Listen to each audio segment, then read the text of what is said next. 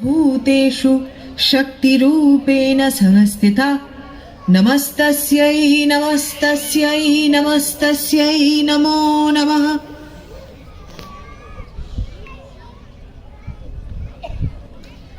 এই শ্লোকটির বাংলা অর্থ হল, যে দেবী সবার মধ্যে শক্তিরূপে থাকেন তাকে বারবার প্রণাম করি।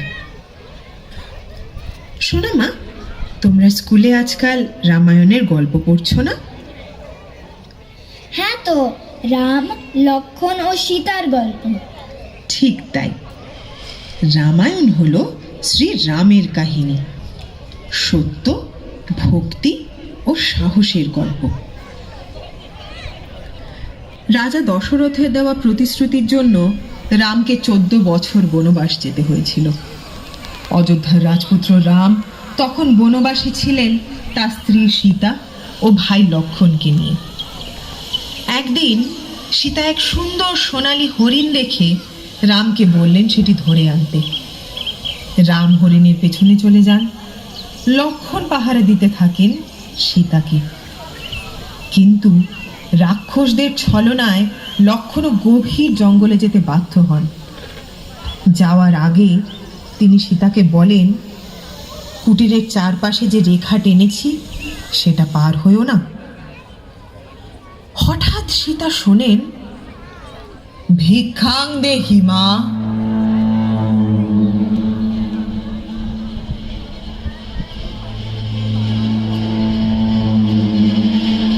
তিনি ভিক্ষা দিতে কুটিরের বাইরে আসেন, আর তখনই ঘটে বিপদ।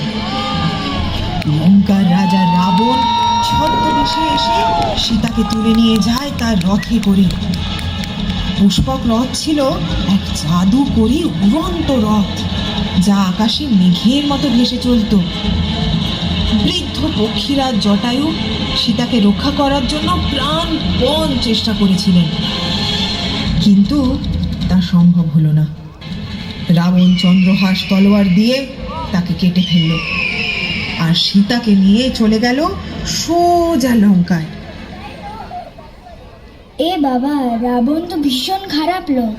রাবণ এরকম খারাপ কাজ কেন করলো? রাবণ এত রেগে গিয়ে মা সীতাকে তুলে নিয়ে যাওয়ার পেছনেও একটা কারণ ছিল। রাবণের বোন শূর্পণখা যখন শ্রী রামের প্রতি নিজের ভালোবাসা প্রকাশ করে, লক্ষ্মণ ভীষণ বিরক্ত হয়ে তার নাক কেটে দেয়। এই চরম অপমান রাবণ কিছুতেই মেনে নিতে পারে না, আর সে প্রতিশোধ নেওয়ার শপথ করে। তাই ভিক্ষুক রূপে ছদ্মবেশ ধারণ করে রাবণ সীতাকে ছল চাতুরিতে অপহরণ করে। রাবণ তো খুব খারাপ কাজ করলো, লড়াই করতে পারতো অপহরণের বদলে। তারপর কি হলো মা?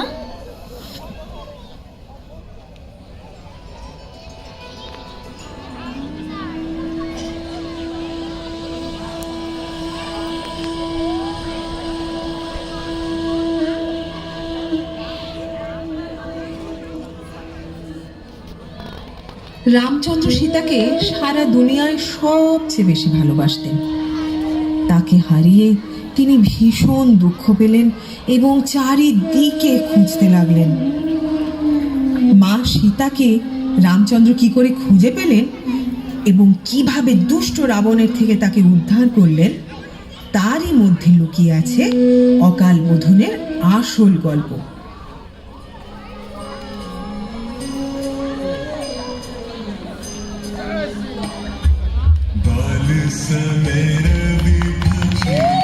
এমন সময় হনুমান রামের সঙ্গে দেখা করে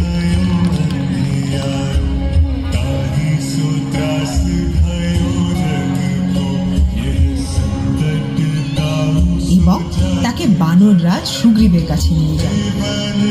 তাদের সাহায্যে সীতামাকে খুঁজতে তৈরি হয় বানর সেনা।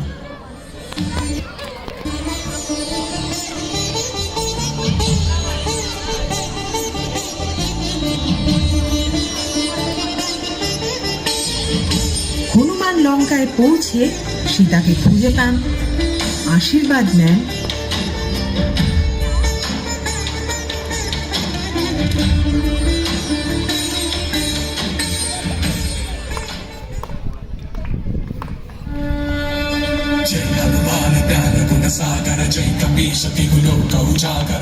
এবং রাবণের অহংকার ভাঙতে নিজের ন্যাজে আগুন লাগিয়ে পুরো লঙ্কা জ্বালিয়ে দেয়। অন্যদিকে সমুদ্রের উপর সেতু তৈরি হয় বানর সেনার সাহায্যে, যার নাম রাম সেতু। এবার সবাই প্রস্তুত রাবণের সঙ্গে যুদ্ধের জন্য।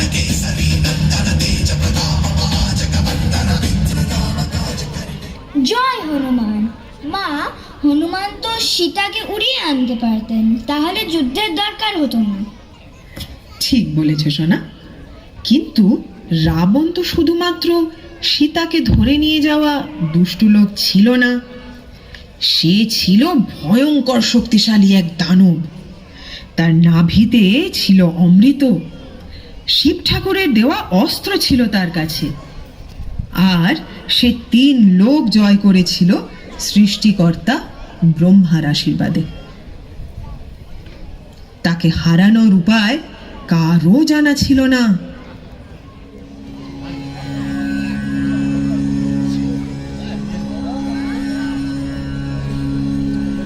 তাই রাবণ বধের জন্য শ্রীরামচন্দ্র লক্ষ্মণের সাথে গভীর আলোচনা শেষে ব্রহ্মদেবের আরাধনার পরিকল্পনা করে।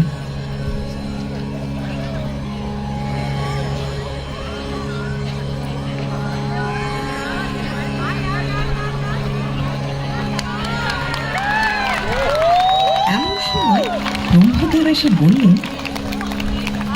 এই সমগ্র বিশ্ব জগৎ মা দুর্গারই সৃষ্টি।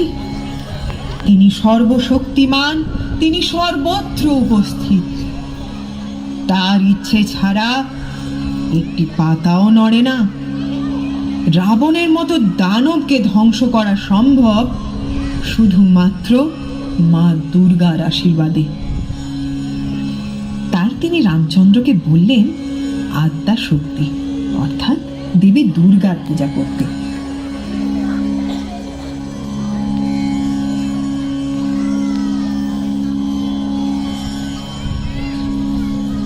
ব্রহ্মাদেবের কথা মতো রাম স্মরণ করলেন আদি শক্তিকে, মানে সৃষ্টি ও বিনাশের দেবী দুর্গাকে।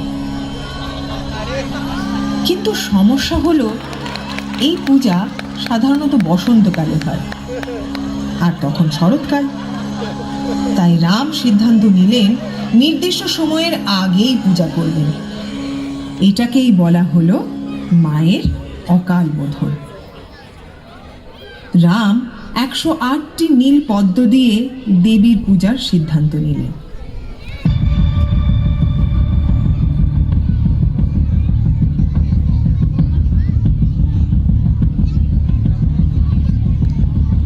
কিন্তু দেবতাদের মায়ায় একটি পদ্ম কম পড়ে গেল।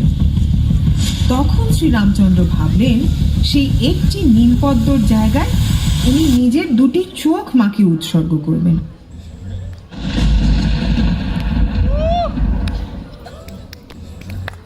ঠিক সেই মুহূর্তে দেবী আবির্ভূত হলেন আর বললেন, হে রাম, তোমার ভক্তি ও সাহসে আমি সন্তুষ্ট, তুমি অবশ্যই বিজয়ী হবে।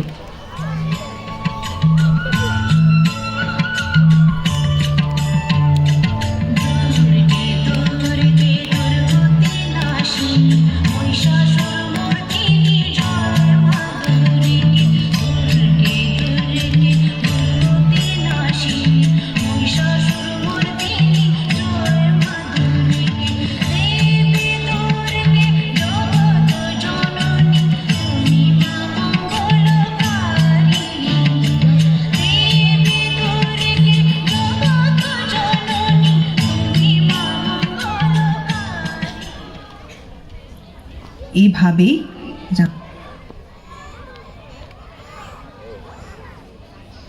ভক্তি, ত্যাগ আর সংকল্পে দেবী দুর্গা সন্তুষ্ট হলেন। রাবণ বধের আগে তিনি শরৎকালে পূজিত হলেন, যা আসলে বসন্তের পুজো। ইতিহাসে এই পুজোই অকাল বোধন নামে পরিচিত হয়। আর আজকের শারদীয়া দুর্গোৎসবের মূল উৎস ঠিক এইটাই। এবার বুঝলে কেন আমরা শরৎকালে দুর্গাপুজো করি? বুঝলাম। এবার তাড়াতাড়ি বলো, এরপর কি হলো, কে জিতলো? আর যে ধৈর্য ধরছে না মা। গল্পটা বেশ মজার লাগছে, তাই না? আমিও তোমাকে এই মহাকাব্যের শেষটা জানাতে ভীষণ উৎসুক।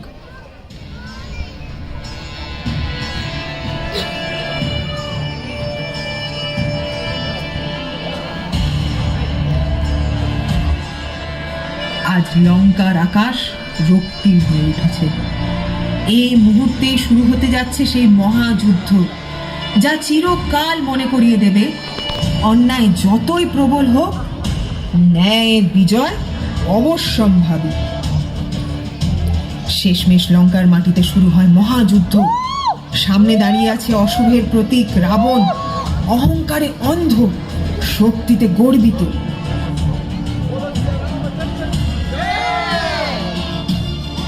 অপরদিকে রাম, শান্ত অথচ অটল, সত্য ন্যায়ের পক্ষে অবিচল। বহুদিন ধরে চলে যুদ্ধ।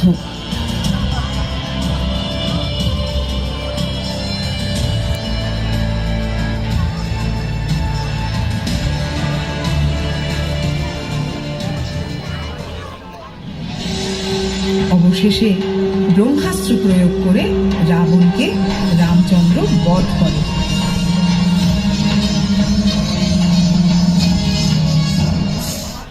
সত্যের জয় হয় এবং অন্যায়ের বিনাশ ঘটে।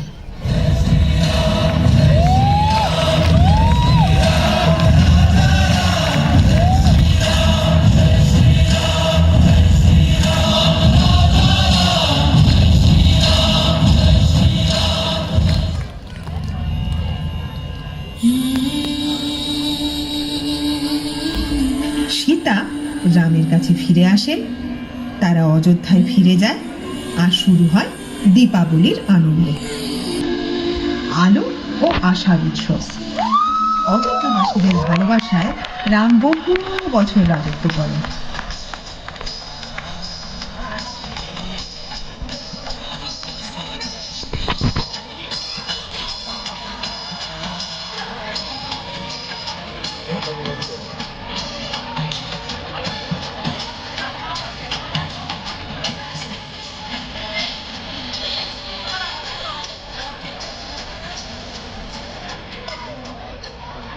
কি সুন্দর ছিল শেষটা। এত কষ্ট আর চ্যালেঞ্জের মাঝেও শ্রীরাম সবসময় সাহসী ছিলেন। আমার কথাটি ফুরলো, নোটে গাছটি মুড়লো। আচ্ছা মা, আজকের গল্পের মাধ্যমে আমরা কি শিখলাম বলতে পারো? আজ আমি খুব ইম্পর্টেন্ট একটা শিক্ষা পেলাম। মা দুর্গা শুধু যুদ্ধের দেবী নন, তিনি আমাদের মা, যিনি ভালো কাজ করতে শেখান। ছোট্ট সোনা মানিক আমার, একদম ঠিক বলেছ।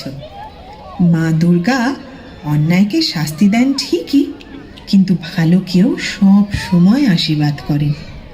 দুর্গাপুজো মানে শুধু আনন্দ আর সাজসজ্জা নয়, এটা ভালোর পথে চলার প্রতিজ্ঞা। মা আমাদের শক্তি দেন যাতে আমরা ভয়কে জয় করতে পারি। মা দুর্গা আমাদের শিখিয়েছেন অহংকার নয়, বিনয়ই মানুষের আসল গুণ। সত্যের পথ কঠিন হলেও জয় হবেই। জয় মা দুর্গা। ধর্মের জয় হোক, অন্যায়ের পরাজয় হোক। জয় মা দুর্গা। সবাই বলো জয় মা দুর্গা।